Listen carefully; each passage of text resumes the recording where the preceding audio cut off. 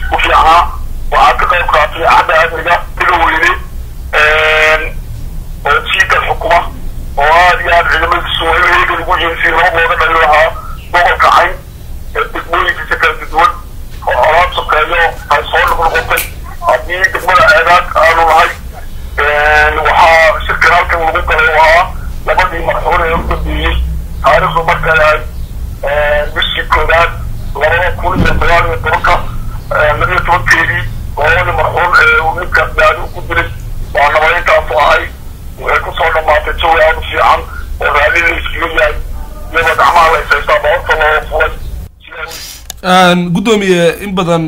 waxaad ogsoon tahay in ay dagaalo ka dhalan labadan beelood iyo xurguf ay ka dhaceen deegaanada gobolka Cayn ma laga yaabaa heshiiskan galabta dhacay in uu dhaqan galo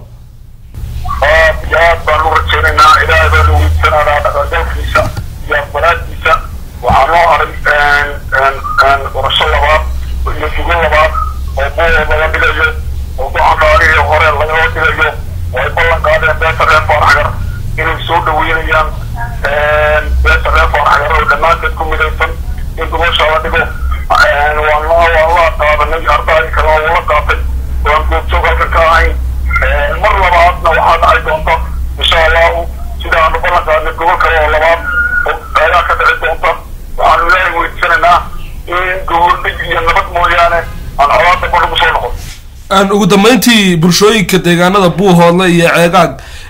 xurguftu dhex martay inta badan maxaad ugu baaqaysaa gudoomiye maxaad fariina oo reebaysaa